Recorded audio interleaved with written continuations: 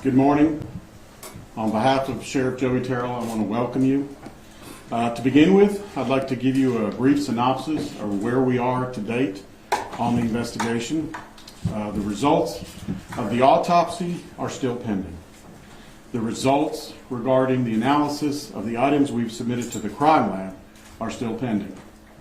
We are now just beginning to get responses to the search warrants and the subpoenas in the case to date. We can tell you that we have received additional footage from a security camera from a business near the Family Dollar store. That additional footage shows us that Deborah Collier walked out of the Family Dollar store at 3:09, got into her van, and remained in her van in the parking lot for 10 minutes before leaving the parking lot and heading south on Georgia 15, Highway 441, US 23. This tells us that the time frame is actually narrowed a little further for this case to begin at 3:19 p.m. on Saturday, September 10th, and ending at 12:44 Sunday, September 11th, the time of the discovery. Please understand that this case is very complex in nature and has a lot of questions and unknowns that aren't found in a typical death investigation. It is going to take significantly more time than the 19 days that have passed since the discovery to solve this crime. We also want you to know that we are working diligently to solve this case. We are trying to obtain as much information as possible so that we can put together facts and evidence to support a motive and also to identify a person or persons of interest. At this time, I'd like to call up lead investigator George Kaysen to assist with answering the questions that you may have. George. First of all, I want to thank everyone for being here, being part of this. Hopefully we'll be able to answer some questions and give y'all some insight of where we're at and kind of what we're dealing with. First off, I want to start off by saying we have received a lot of questions that y'all have sent in. Some of these questions, the information that is pertaining to those questions is very sensitive information. We will try to answer them to the best that we can, but there will be information that we need to retain just for the simple fact of it being very sensitive, and we don't want our potential persons of interest to be able to get a hold of this information. Just so that way it does not jeopardize the furtherance of our investigation.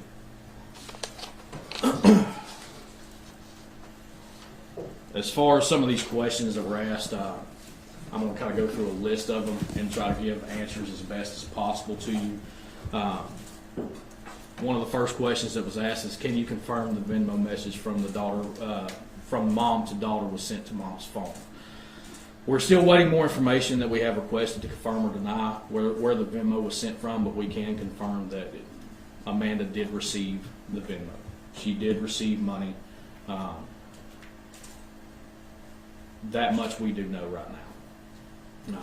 Continuing on, our next question was, are you in possession of Collier's cell phone and where was it found? Yes, we are in possession of that cell phone. We do have it in evidence, and it was located at the crime scene. The next question that was asked was, what was Collier's cause of death? And as Colonel Kogod mentioned, we are still awaiting the full report from the medical examiner's office. Once that comes in, we will absolutely update everyone on those findings. What records and data have we analyzed? Due to that being sensitive information, much as the disclaimer that I gave when I first stepped up here, we don't want to reveal any information that could possibly be a potential or potentially jeopardize our investigation where our suspects will get that information. There was a question about Deborah's phone records. We have served multiple search warrants on multiple different cell phone carriers. We are working with them to get all pertinent data from those devices and from those carriers. So hopefully we'll be able to develop more of a timeline, a better timeline and hopefully be able to find out more information about what exactly happened. Inclusion of family members, a question was related to that, is that right now we have not ruled anyone out at this point. We have ever developing leads and are gradually having information that we have requested come in. So we're still in the process of trying to find persons or person of interest, and as that information starts to trickle in, it will actually help us develop more information for y'all to have. We're continuing to investigate Deb's activities from September 10th through the September 11th, which is also going back to the timeline. We're gradually just getting more information in. We want to know just as much as anyone else does, and we are working, as Colonel Kogod said, we're working diligently. We've lost a lot of sleep, as such should be, in this investigation. We've devoted a lot of time to this investigation. There was a question about what search warrants have been executed. As far as the search warrants that we have done, again, we cannot give that information out, just for the simple fact that it may jeopardize and give the information out to possible potential persons of interest. And we don't want to basically show our hand before we have facts.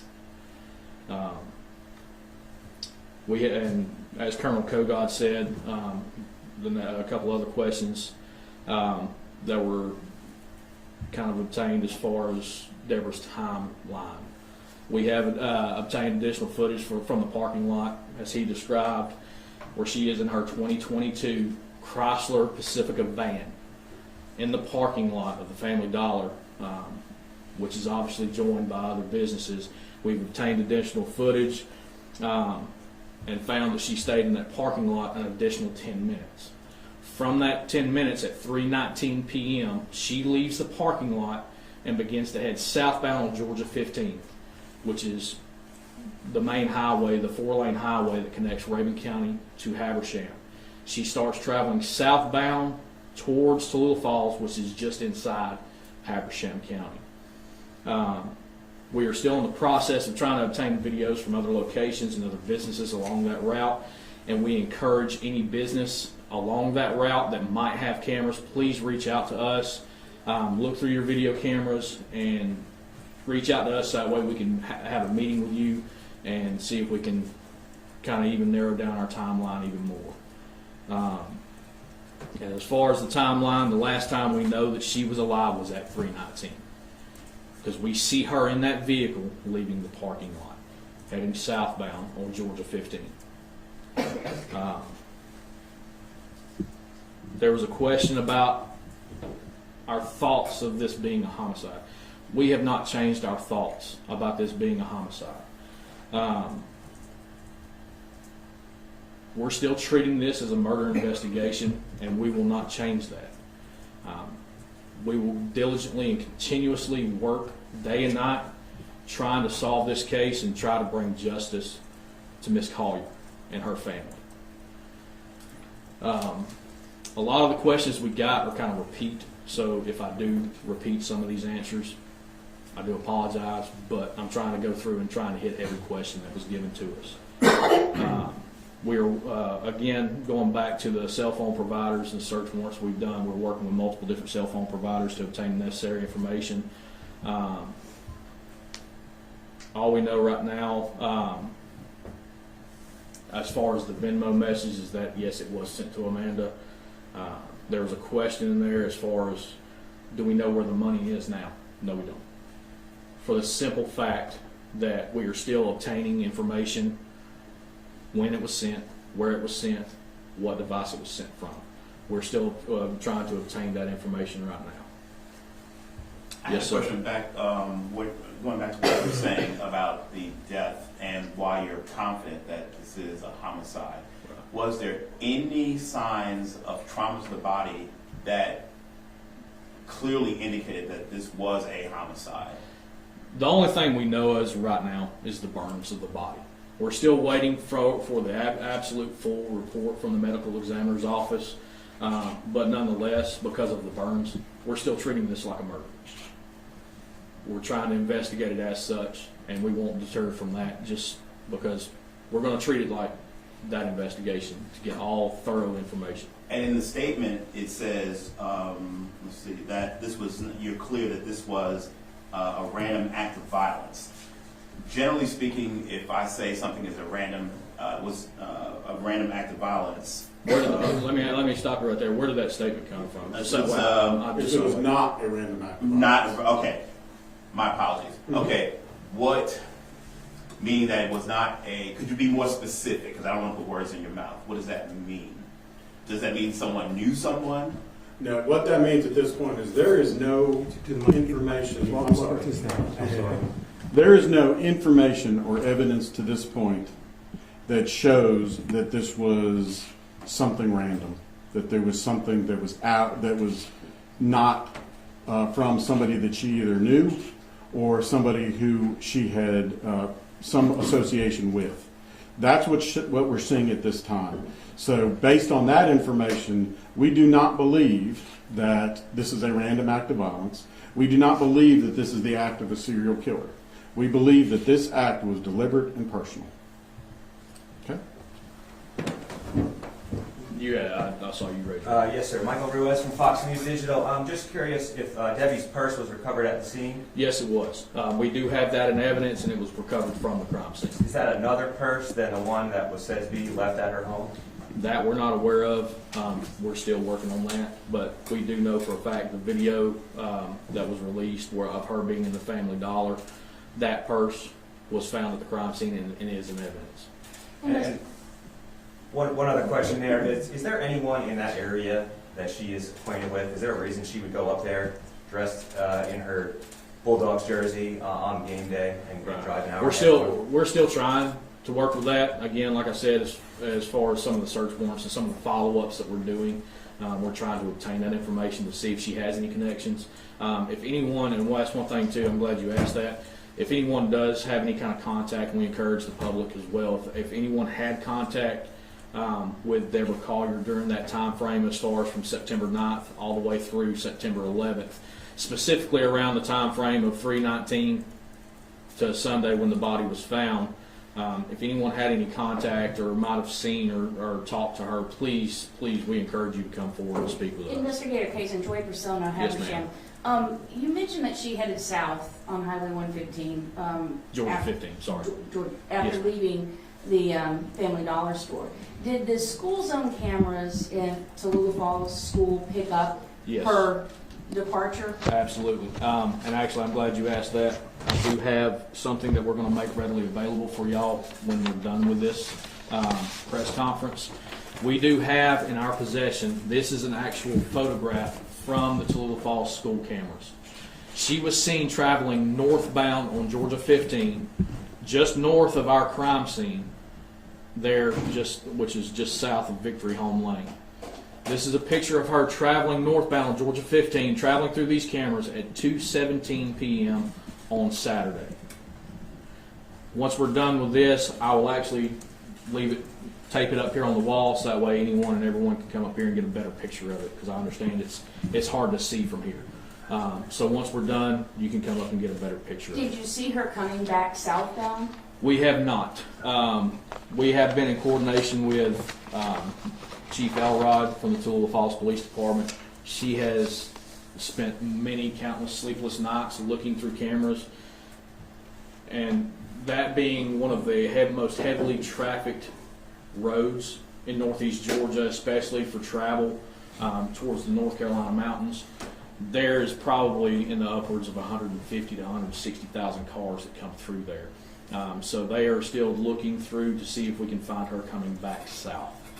I got a question about the Yes, van ma'am. while on the topic. So according to the original report sent out, the van was seen by a Tallulah Falls officer sitting there on the side of the road around 5 o'clock Saturday. I believe so. And of course, when you all got there, the van was there on Sunday. Correct. Is it y'all's impression that the van was there that entire time, or from 5 o'clock till? Well, obviously, from our timeline, we know it wasn't there the entire time. It was not there? So From- you home. From 5 p.m. Saturday No, it was 5 p.m. Saturday. to 11-ish, 12-ish when you guys got there Sunday, Did it ever leave that location? Now that we're not aware of. Okay. When you said the 5 o'clock thing, I didn't know if you were talking about Friday, but No, as Saturday. far as the timeline, the only times that we can establish as far as that van is there is that we're still getting trickling information. I think there was another question in here, if there was any tips from the community that have helped us out. Yes, because it has helped us narrow down timelines. We're still following up to see if we can actually get confirmation of this van being there at certain times. But as of right now, from what we know, that van was there at the crime scene on Sunday, is what we can confirm. Now, as far as her time getting back to the crime scene, we cannot confirm that. We're still working on leads and trying to confirm that information. During the time that you say she was sitting in the parking lot outside Family Dollar. Yes, ma'am. She left at 3:19. Mhm. At 3:17 is when this Venmo message Correct. was sent. And earlier you mentioned you're still trying to determine what device that was sent from. Right. Does that mean that you all do not yet know if she in fact sent that message herself? Well, as the investigation goes on, I mean, we're doing a lot of search warrants to try to obtain any information that we possibly can. And as we know, as far as with the digital information and all the digital electronic devices we have these days, you can access accounts from many different devices, which is why we're going through the extent of being able to determine what device that Venmo was sent from. And her daughter received that payment at 3:17. She said in the Athens Clark County Police Department report, when she reported her mother missing, that it worried her. She tried to call her mom on her cell phone. But two things. One, she had said that her mother only took her debit card and car keys. She didn't mention her purse. She didn't mention the cell phone. Also, that it took her 3 hours, according to the timeline in the missing person report, from 3:17 to 6:01 before she actually reported her mother missing. Have you all looked into why Yes. there was a delay? Yes, we have looked in, and again, we're still waiting for more information to come back. Again, with the search warrants that we've done, we're trying to develop those timelines and get confirmations of where these people were at, or anyone that was close to Deborah at the time. We're just trying to develop and get that information and get factual information, so that way we can actually start putting a basis to this. Investigator, on the original incident report, there's a check mark about drug use. Was there any reason to? Yeah, I'm gonna let Colonel Kogod. I can answer that. So patrol deputies, when they respond to scenes like this and they don't know exactly what they have, they normally mark whatever may be applicable. In this case, because it was so questionable and there were so many unknowns when we got to the scene, they marked it as a possibility that it could be drug related. However, at this time, the investigation is not leading us in that direction. Is that another example of why there may not be an obvious trauma, like someone shot, stabbed, or, Could be, but again, it's so preliminary in the investigation that we really can't make that determination. We just do not believe, based on what we have at this time, that this is drug related. The tip that Amanda Bearden was at the Family Dollar, did that come from her? Did it come from somewhere else? And what is the significance of her not being at that location that Saturday? I'll try to answer that best as well. So the tip, as far as her being at the Family Dollar, came from an initial interview to where she was talking about her and her mother going to Family Dollar to buy cleaning supplies to help clean up her apartment when she got back to Georgia. As far as anything, as far as the Family Dollar visit, I don't think that actually came from her, right? No, it come from a. Yeah, come on. This is Investigator Garrison. He's also one of my team leads. So I pulled the video footage from the store and talked with everybody from the store. Based off of that, with Miss Collier, she was there for that time period from 2:54 till 3:10. Got in her car at 3:10 till 3:20. It was asked that if Amanda was in there earlier, and Amanda, based off of our knowledge at this time, there was some confusion there, and the associate that worked there actually saw the mother and not the daughter. I was able to provide photos to that store clerk to confirm that, based off of what we were told, and she said, no, I remember seeing the mother, not the daughter. Can you speak to whether Amanda Bearden has any acquaintances or friends, family in the area? Like the investigator Casey said, we can't confirm that right now. I'm sure once we start getting some of these subpoenas and search warrants back on these phone records, we'll be able to give an answer on that at that time. When was the last time Amanda told you all she saw her mom? And can you confirm a report that Debbie's husband, Steve, was working during the time of Debbie's disappearance? All right, so what we can confirm as far as that question right there is that we know that Amanda talked on the phone with her mother on Saturday afternoon. I'll have to look back at my notes from the actual report itself to be able to give you some kind of actual time for it, but the last time she spoke to her mom was on the phone. As far as Steve working, we have pulled video from Synovus Bank where he stated that he was working that day because of being a UGA game. He works for a private company called the Optimus Club that private contracts Synovus Bank's parking lot to park vehicles for the game day. They use that parking lot to provide parking for people coming to the game. We have confirmed that he was there from, I'm making sure I get the times right, 9 to 4:06. from 9 to 4:06, 9 a.m. to 4:06 p.m. on Saturday. I'm Nora Almazon at WCHM. Do you have any reason to believe that she could have met someone there where her van was parked? I'm going to go back to the answer as far as we're not ruling anything out. We're still trying to develop leads. We're still following up on tips and information. We're still awaiting information back from search warrants and subpoenas that we have sent off. Once that, and for phone records as well, once that information comes back and we have time to actually analyze and go through the details, then we'll have a better answer for that. Investigator Case, and I know you said that the state medical examiner's autopsy report has not yet been Yes, ma'am. completed, but in the report that you all released last week, you stated that Miss Collier's body was found down a ravine and she was grasping a small tree in her hand. What does that indicate? I mean, that's a lot of different indications. I'll let you kind of talk about that. At this point, we're not sure what it indicates. Could she have been alive? Very possible that she could have been alive at the time she went down the ravine. But again, the autopsy will help us to narrow down time of death, help us to narrow down toxicology reports, help us to narrow down other things related to the body itself that we don't know at this time. So would that indicate, if she were alive, that she survived being burned? Very possible. Again, very preliminary in nature. Colonel, Yes. as far as the crime scene itself, is that private property? Is it public right of way? Is it U.S. Forest Service, National Forest land, or? I believe it's U.S. National Forest land. Yes. Really quickly, Kara Spelter, Living Alive. Yes. In reference to the crime scene, it was mentioned that the purse that she had at the store was found there. Were any other items recovered, including the poncho she bought? Oh, yes. So all the items that were purchased as far as from the Family Dollar that we can tell right now, again, we're still going through the investigation, but we can confirm that the majority of those items were found on the crime scene. You mentioned a minute ago that Amanda had just moved back to Georgia. Where was she and when did she move back? So this is what we can confirm.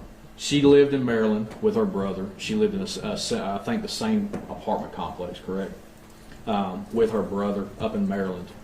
City, I can't tell you what the city is because I don't have my notes and stuff in front of me, but I do know it's Maryland. She moved down here on the 8th, which would have been Thursday, September 8th, when she moved down here to Georgia. So we know that she was down here at some point on Thursday.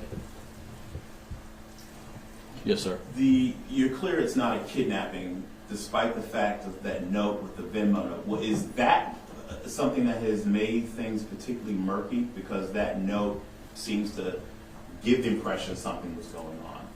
I'll tell you straight up. Right here, as far as this investigation goes, it seems like once we get on track with something, like a curveball comes in out of nowhere. That's why we're staying diligent and trying to stay on top of things and following up with leads, because we want to make sure we get facts, specifically to give y'all.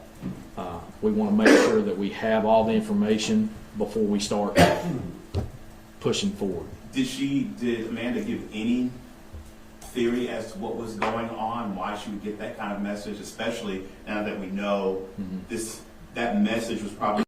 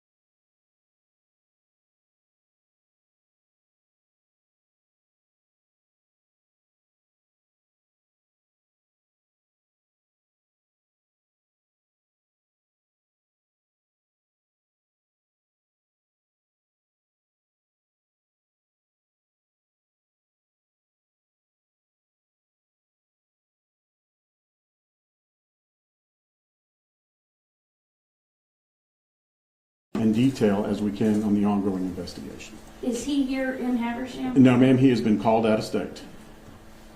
So he is not here right now. So it is now 9:30. Again, I want to reiterate to everyone that this is a very complex investigation.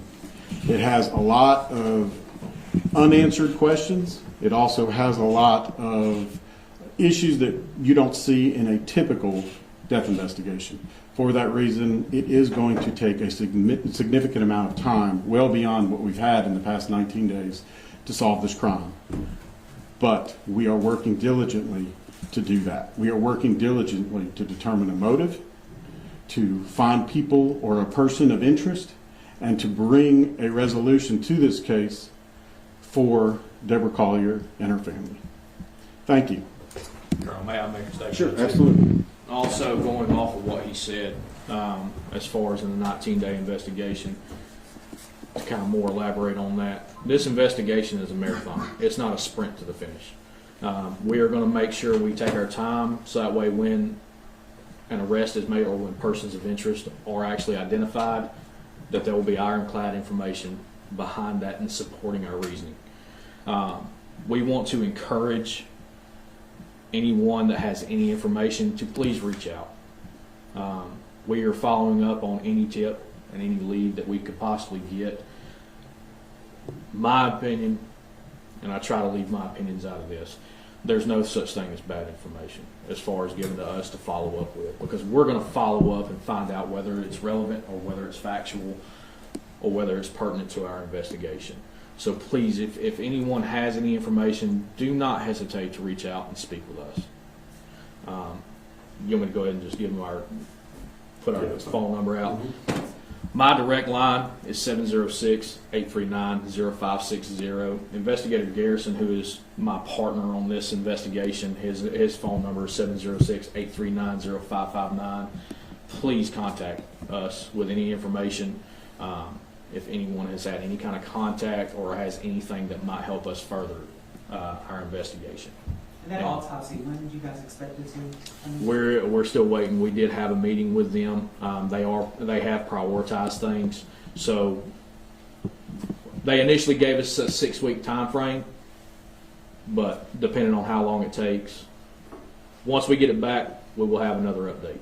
I promise you that. One last question. Chief Deputy Koga, I had asked you this previously, but why was the GBI not requested to lead this investigation? Because the Habersham County Sheriff's Office is a full-service sheriff's office. We are a full-service law enforcement agency. We have a complete division that is dedicated to investigating crimes that occur here in Habersham County. It is made up of professional men and women, law enforcement officers who have received special training in death investigations and crime scene. However, as any law enforcement agency will do, we still reach out to our counterparts, be it the GBI, FBI, and private entities that have resources that can help us with situations or items that may need a little more expertise, that may need a little more knowledge than we have. We reach out to them, and all of our partners have been tremendous help and given us that guidance that we need when we call on them. So it's a total team effort. We are just the lead agency because we're responsible for investigating crimes here in Habersham County. Oh, the video that you discovered, will that be available too? Yes, we will make the video available. We will have it to you. If you will leave us an email address to send, we will send it to you by close of business today. Okay? Thank you very much.